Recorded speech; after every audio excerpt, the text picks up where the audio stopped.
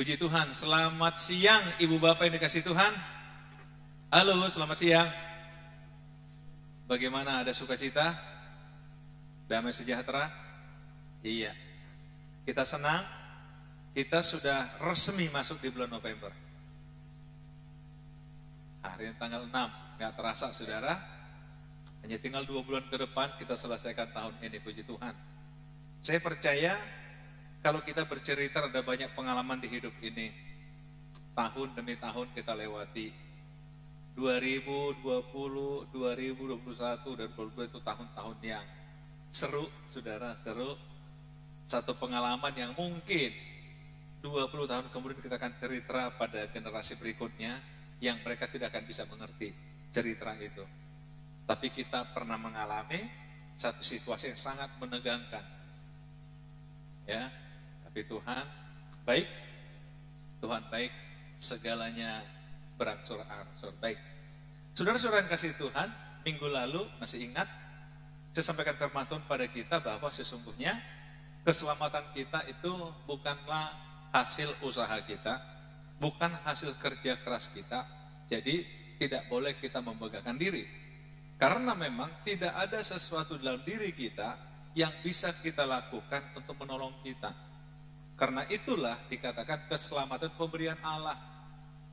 Pemberian Allah. Tetapi setelah kita diselamatkan, tentunya kita paham, kita harus mengerjakan pekerjaan-pekerjaan baik. Saudara, orang mungkin mengatakan dunia sekarang jahat sekali ya. Bagi saya, kalau kita katakan dunia jahat, berarti peluang kita berbuat kebaikan itu sangat besar. Amin, saudara? Peluang kita berbuat baik itu sangat besar, karena dunia jahat. Artinya sedikit kebaikan pun seharusnya itu menjadi menonjol di tengah-tengah kejahatan. Justru kalau dunia sudah sangat baik, wah, kita mau buat apa kita bingung.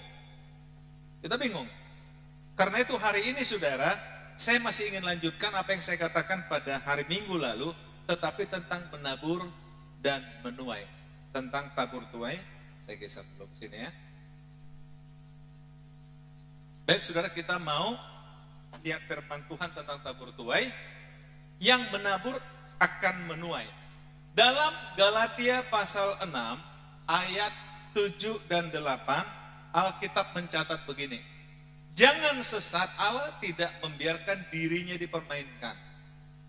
Karena apa yang ditabur orang, itu juga yang akan dituainya. Perhatikan saudara, jangan sesat, Allah tidak membiarkan dirinya dipermainkan. Karena apa yang ditabur orang, itu juga yang akan dituainya. Saudara-saudara, hidup kita itu sebenarnya sudah terkendali oleh satu hukum namanya hukum alam. Ya, salah satu hukum alam adalah apa yang kita tabur, yaitu pasti kita tuai. Tidak mungkin kita akan menuai rambutan kalau ditanam jagung. Betul saudara? Jadi kalau saudara mau panen rambutan, tanamlah pohon rambutan. Kalau mau panen durian, tanamlah pohon durian. Bagaimana mungkin buah semangka berdaun sirih? Itu kata nyanyian pada masa lalu. Saudara-saudara, hukum tabur tuai. Jangan sesat. Allah tidak membiarkan dirinya dipermainkan. Apa yang ditabur orang, itu juga akan dituainya. Artinya menabur kebaikan, menuai kebaikan. Menabur kejahatan, ia menuai kejahatan. Salah satu yang tidak fair bagi kita manusia adalah kalau kita berbuat jahat, kita nggak pengen kita menabur yang kita buat itu. Tapi begitu kita buat baik, kita nuntut. Mana hasil dari kebaikan saya? Betul nggak? Ini nggak fair. Tapi Tuhan katakan hari ini, hei hati-hati, jangan sesat. Allah tidak pernah membiarkan dirinya dipermainkan. Yang kau tabur itu akan engkau tuai. Kebaikan-kebaikan yang kau lakukan itu akan kembali kepada engkau. Tapi jangan pernah lupa, kejahatan yang kau lakukan juga akan kembali kepadamu. Yesus sendiri pernah mengatakan begini, apapun juga yang kau inginkan orang lain perbuat kepadamu, perbuat itu juga pada orang lain. Kalau orang lain tahu rasanya sakit hati, kalau saudara tahu rasa sakit hati, orang lain juga tahu rasa sakit hati. Nah, kita kembali saudara, Sebab barang siapa menabur dalam dagingnya, ia akan menuai kebinasaan dari dagingnya. Tetapi barang siapa menabur dalam roh, ia akan menuai hidup yang kekal dari roh itu. Menabur dalam daging, menuai kebinasaan dari dagingnya. Saudara, daging ini kan terbatas. Daging ini terbatas. Umur kita berapa sih bisanya? 70, 80? Alkitab mengatakan 80 itu udah maksimal. Itu pun sudah sakit-sakitan. Makanya kalau kita tanya orang umur 80, gimana Pak, gimana Kek, gimana ini? Ya sehatnya orang tua lah. Artinya apa? Kalau orang tua sehatnya ya darah tinggi itu masih sehat. Sakit gula masih sehat, yang penting bisa jalan. Ya sehatnya orang tua. Saudara-saudara, memang itu kata Tuhan. Jadi daging ini terbatas. Menabur dalam daging satu ketika akan juga binasa bersama dengan daging. Karena itu Alkitab, ayo kita menabur dalam roh yang bertahan sampai pada kekekalan.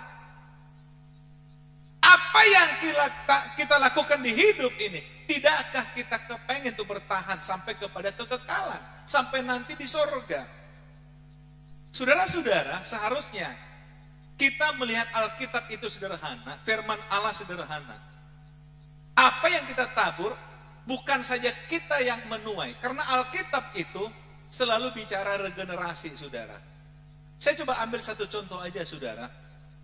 Sering di Alkitab dikatakan Abraham, Ishak, Yakub, Abraham, Ishak, Yakub. Mari kita lihat. Di antara tiga ini sebenarnya yang paling menonjol adalah Abraham. Mengapa Abraham akhirnya dalam Alkitab dia ditokohkan, dinobatkan sebagai bapak orang beriman? Setidaknya ada tiga peristiwa yang luar biasa yang dilakukan Abraham dengan cara luar biasa yang diterjemahkan dengan iman. Yang pertama adalah, saudara lihat dalam Kejadian pasal 12, ketika Tuhan menyuruh dia meninggalkan kampungnya, pergi ke satu tempat yang akan kutunjukkan, kata Tuhan. Dia belum tahu kemana, tapi dia berani melangkah ke tempat yang akan kutunjukkan. Dia melangkah, walaupun dia belum tahu.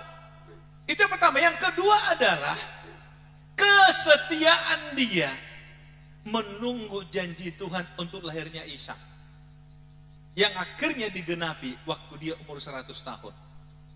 Gak mudah, saudara. Seandainya dia menikah umur 40 aja, berarti 60 tahun lamanya dia sabar menunggu lahirnya Ishak. Saudara, kalau menunggu janji 60 tahun sabar enggak? Tapi Abraham sabar. Dan yang luar biasa puncaknya adalah janji yang dia tunggu 60 tahunan itu. Ketika mulai beranjak remaja, Tuhan katakan, Abraham, aku ingin anakmu engkau persembahkan padaku. Itu paling tidak mudah lagi, saudara. Tapi Alkitab mencatat, Abraham melakukan. Tiga peristiwa ini setidaknya menjadi satu jaminan bahwa Abraham orang sangat beriman, yang kepadanya lah akhirnya Tuhan berani memberikan janji-janji yang luar biasa. Lihat keturunannya Ishak. Saudara baca di Alkitab, apa sih istimewanya Ishak? Apa istimewanya Ishak? Gak ada yang menonjol, betul? Kecuali dia suka makan daging buruan, itu aja. Kemudian dia punya anak dua, Esau dan Yakub. Yakub lihat, apa prestasi Yakub? Kecuali berhasil menipu ayahnya. Betul? Tapi kenapa Ishak diberkati Tuhan? Kenapa Yakub diberkati Tuhan? Karena Abraham, ayahnya, kakeknya. Jadi saudara-saudara, termasuk juga ketika Yusuf diberkati Tuhan, itu karena apa? Karena ada Abraham buyutnya. Artinya apa? Yang menabur dalam roh akan menuai hidup yang kekal. Bukan saja di dunia ini sampai 3 generasi, 4 generasi, tapi sampai pada kekekalan. Artinya saya ingin mendorong begini, saudara, secara praktis aja. Banyak-banyaklah menabur dalam roh. Akhirnya anak-anak kita pun nanti akan menuainya. Cucu kita akan menuainya. Amin, saudara. Karena yang kita tabur itu mungkin tidak sempat kita tuai dalam masa kita, dalam generasi kita. Tapi Tuhan simpan di sorga untuk keturunan kita. Untuk keturunan kita. Untuk keturunan kita. Amin, saudara. Kalau kita simpan di bumi, Alkitab mengatakan ngengat dan karat akan menghabisinya. Saudara mau simpan uang di bank, tiba-tiba inflasi, nilai uang turun. Mau simpan di mana, saudara? Dalam bentuk harta, benda, pajaknya mahal. Udahlah, simpan di sorga aja. Amin, saudara. Investasinya di sorga aja. Pertanyaan saya, sudah banyak investasi saudara di sorga?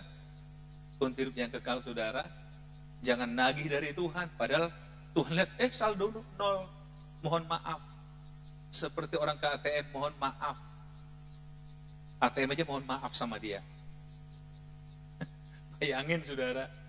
Tapi kita kembali, saudara. Yuk, saya ingin kita coba lihat hidup ini secara praktis, saudara. Apakah kita sudah menabur dalam roh kita? Ada 3 hal hari ini yang dicatat dalam Galatia pasal yang ke-6 sebagai taburan dalam roh. Yang pertama adalah, saudara-saudara, kalaupun seorang kedapatan melakukan suatu pelanggaran, maka kamu yang rohani harus memimpin orang itu ke jalan yang benar dalam roh lemah lembut sambil menjaga dirimu sendiri supaya kamu jangan kena pencobaan. Perhatikan, kalaupun seorang kedapatan melakukan suatu pelanggaran, maka kamu yang rohani harus memimpin orang itu ke jalan yang benar dengan roh lemah lembut. Dunia kita sekarang, saudara, kalau ketemu ada kesalahan orang, bukannya dituntun kepada yang benar, tapi dipublish. Halo, didiskusiin. Kasihan, saudara. Kasihan, orang sudah jatuh melakukan pelanggaran, dihakimi. Dunia sekarang penuh dengan penghakiman, saling menghakimi, saling menuding, saling membuli. Saudara-saudara, sehingga orang katakan sekarang, zaman sekarang, jangan sampai kita berbuat salah, habis kita. Itu dunia sekarang, saudara. Orang-orang bangga kalau menemukan kesalahan kita. Tetapi Alkitab mengatakan, kalau kita ketemu orang bersalah, kalau kita ketemu orang pelanggaran, tugas kita adalah membawa dia kembali ke jalan yang benar dengan roh yang lemah lembut. Ini cara menabur dalam roh, saudara. Ayo, kalau ada orang bersalah, kalau ada orang kedapatan berdosa, yuk kita bawa dengan roh yang lemah lembut. Tahu lemah lembut, saudara? Lemah lembut ini bicara masalah apa? Kosakata ya. Jangan ngegas, saudara. Kadang-kadang kita begitu tahu ada orang bersalah, kesempatan kita ngegas sama dia. Lu ya, waduh, tolonglah frekuensinya, volumenya kecilin. Dengan roh lemah lembut. Saudara-saudara, itu yang kurang dari dunia masa kini, saudara. Kalau sekarang namanya marah-marah, dunia sudah banyak. Tapi yang lemah lembut dunia sekarang kurang. Kenapa tidak kita melakukan itu? Kalau teman saudara, sahabat saudara, lakukan pelanggaran, tolong bimbing dia ke jalan yang benar dengan roh yang lemah lembut. Kadang-kadang ada istilah begini, sebenarnya benar sih yang dia bilang, cuma caranya itu saya nggak suka. Kasar. Ingin katakan pada para istri, kalau suami agak gimana-gimana, dengan roh lemah lembut. Amin. Kok aminnya cuma 1 orang? Jangan digas, saudara. Kalau suami agak gimana-gimana, tolong dengan roh yang lemah lembut. Kasih dia kopi, minum kopi paling enak, baru ngobrol. Bukan buat kopi panas-panas disiram ke mukanya, bukan. Tapi dengan roh lemah lembut. Tolong bapak-bapak juga para suami. Kalau istri kedapatan melakukan pelanggaran, tolong juga dengan roh yang lemah lembut. Amin, para suami. Anak-anak muda, amin. Kalau temannya agak salah sedikit, dengan roh lemah lembut, amin. Karena kita sedang menabur dalam roh. Harus dengan roh lemah lembut. Itulah cara kita menabur.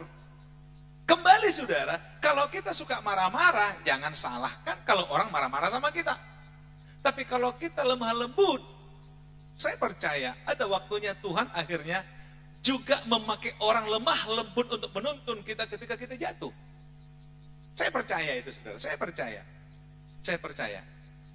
Bagi kita yang lemah lembut saudara, orang mau marah sama kita aja segan saudara. Tapi kalau kita marah-marah, orang merasa sah marah-marah sama kita. Betul nggak? Oke. Yang kedua, bertolong-tolonganlah menanggung bebanmu. Demikianlah kamu memenuhi hukum Kristus. Sebab kalau seorang menyangka bahwa ia berarti padahal ia sama sekali tidak berarti, ia menipu diri sendiri. Alkitab mengatakan, yuk bertolong-tolongan menanggung beban. Kalau kita belum bisa bertolong-tolongan menanggung beban, jangan katakan hidupmu berarti. Kalau engkau katakan hidupmu berarti padahal engkau belum menolong orang lain, itu sama dengan engkau menipu diri sendiri. Banyak orang mengatakan dia baik. Tetapi harusnya yang membuktikan dia baik adalah orang di luar dia. Setuju? Setiap kita pasti mengatakan kita baik. Tapi coba cek orang di sekitar saudara. Benar nggak kita orang baik? Berapa banyak manfaat yang didapat orang dari hidup kita? Saya kadang-kadang lihat hal yang sederhana aja saudara. Misalkan tukang parkir. Biasa di Medan 3.000 atau tempat lain 2.000. Begitu kita kasih 5.000, waduh dia, makasih pak, makasih. Coba terima kasih hanya 2.000 harganya. Benar nggak? Bagi dia, kenapa terima kasih? Karena umumnya orang ngasih pas, kasih 5.000 tagih tangan kembalian mana? Tapi begitu kita kasih 5.000, wow, makasih pak ya. Gimana saudara? Saya pernah ngetes satu kali saudara, berapa tahun yang lalu lah. Saya ke toilet di airport, terus biasa ada bersih-bersih di situ ya. Saya kepikiran, aduh pengen berkati orang ini dah. Sambil dompet, saya tarik uang 50.000. Saya katakan, mas, dilihat, aduh pak makasih pak. Aduh saya pikir, waduh berarti belum pernah didapat 50.000 tips di toilet. Tapi bagi saya, aduh rasanya senang banget, senang sekali. Aduh, terima kasih dia itu rasanya, tambah umur. Senang kita saudara. Mungkin bagi kita 50.000 sekali makan selesai, tapi bagi dia itu, aduh. Saudara-saudara, saya pernah dulu katakan begini, kita sekali makan berapa? Katakanlah berdua, bertiga dengan keluarga. Saya katakan, saya waktu pulang, waktu saya di Sumba 2 minggu lalu saudara, pendeta di sana cerita begini, Pak, kami di sini ini bicara jujur ya, kalau dapat persembahan 25.000 sekali ibadah itu sudah banyak Pak. 25.000 sekali ibadah persembahan, berarti 1 bulan cuma dapat 100.000. Tapi dia bilang, tapi Pak kami tetap bisa makan. Kenapa? Kalau namanya beras, jemaat kasih. Uang yang sulit di sini Pak. Kalau masalah beras, cukup Pak bagi kami. Kami nggak kelaparan. Cuma kalau masalah uang, ya begitu tuh Pak. Di hati saya, ya ampun. Sampai segitunya ternyata. Akhirnya saya coba ngetes saudara. Waktu saya mau pulang dari ketemu orang itu, saya kasih sesuatu. Dia bilang, aduh Pak. Ini banyak banget. Dalam hati saya, segitu banyak. Karena dibandingkan dengan apa? 20.000 sekali persembahan. Bukan satu orang loh itu. Jadi satu putaran persembahan di jemaat, cuma dapat 20.000. Wow, saya bilang, luar biasa pendeta-pendeta di sini bisa bertahan. 20.000, saudara buat Buat apa uang 20.000? Tetapi saudara, ternyata untuk orang seperti itu, sedikit kebaikan kita berikan, bagi dia terima kasih, terima kasih, terima kasih. Ada banyak orang sebenarnya menunggu uluran tangan kita, saudara. Mungkin tidak seberapa, tapi bagi dia itu sangat berarti. Mungkin bagi kita ya sekedar, tapi bagi dia itu luar biasa. Amin, saudara. Karena itu saudara, jangan katakan hidupmu berarti, padahal sama sekali belum engkau gunakan hidupmu menolong orang lain. Menipu diri sendiri. Ini yang kedua. Yang ketiga, kalau ini saya agak berat membacanya, saudara. Benar, saudara mungkin penasaran ya, kenapa saya berat yang ketiga ini? Tapi karena ini Alkitab mencatat, saya harus tampil. Coba baca. Apa bunyinya, saudara? Berat saya ngomongnya kan? Berat kan? Berat enggak? Iya, nanti kalian kira, ini pendeta kok tampilin ayat ini? Coba cek dong, pendeta itu ATM-nya udah kosong belum? Enggak ada hubungan. Enggak ada hubungan, saudara. Ternyata ini dicatat dalam Alkitab, ini juga menabur dalam roh. Amin, saudara. Perlu dibaca. Ada nggak ngerti bacanya ini? Atau pura-pura nggak ngerti? Saya kira pilihan kita cuma dua, nggak ngerti atau pura-pura tidak ngerti. Selebihnya pasti mengerti. Amin. Oke, saya baca aja lah. Dan baiklah dia yang menerima pengajaran dalam firman, membagi, nggak enaknya segala sesuatu ini loh.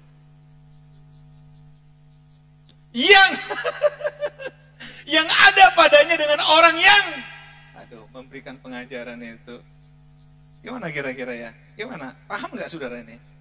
Saya agak kurang paham saya ayat ini. Gimana saudara? Paham nggak? Apa sih maksudnya ini? Bisa bantu saya? Iyalah, lewatin aja ya.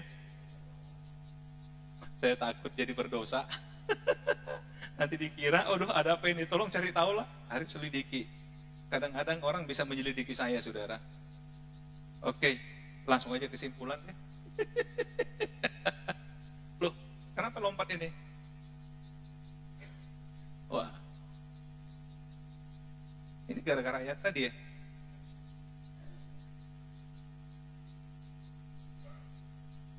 Coba, mau kesimpulan ini.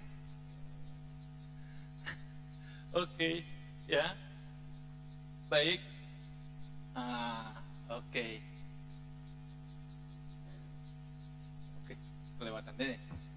Baiklah, tiap-tiap orang menguji pekerjaannya sendiri, maka ia boleh bermegah melihat keadaannya sendiri, dan bukan melihat keadaan orang lain. Saudara, kita bangga nggak dengan diri kita? Saudara bangga nggak dengan diri saudara? Bermegah nggak dengan saudara? Puas nggak dengan diri saudara? Dengan apa yang saudara lakukan di hidup ini? Puas nggak? Bangga nggak? Kadang-kadang kita hanya lihat orang lain, tapi nggak lihat diri kita. Kadang-kadang kita lihat kekurangan orang lain, tapi nggak lihat kekurangan kita. Kadang-kadang kita nuntut orang lain, tapi kita sendiri lupa menuntut diri kita. Ingat, standarnya nggak boleh ganda. Yang ditabur orang, itu juga yang dituainya. Lihat, sebab tiap orang akan memikul tanggungannya sendiri. Artinya apa? Setiap orang akan menuai yang ditaburnya.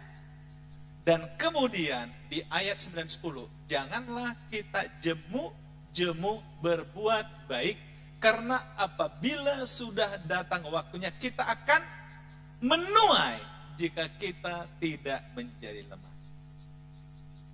Kalau tiba waktunya kita akan mulai. Mazmur katakan begini, kapan kita waktunya itu? Ketika kita dalam kesesakan. Saat itulah Tuhan limpahkan kasih-Nya pada kita. Saudara bayangin, menabur ketika kita bisa, tapi kita menuai ketika kita perlu. Bukan kayak Tuhan kita mau. Amin, saudara? Karena itu, selama masih ada kesempatan bagi kita, marilah kita berbuat baik kepada semua orang, tetapi terutama kepada kawan-kawan kita seiman. Amin, saudara, teman segereja dulu baru keluar. Saya percaya, kita bisa melakukan ini. Menabur pasti menuai. Menabur pasti menuai. Sekali lagi saudara, lakukanlah kebaikan. Lakukanlah kebaikan, lakukanlah kebaikan. Pada saat kita akan menuai kebaikan. Mungkin bukan hanya sampai di kita, tapi anak kita, cucu kita, mungkin cicit kita. Semakin banyak kebaikan yang kita tabur, maka semakin banyak yang tersimpan untuk generasi setelah kita. Amin. Tuhan Yesus memberkati kita.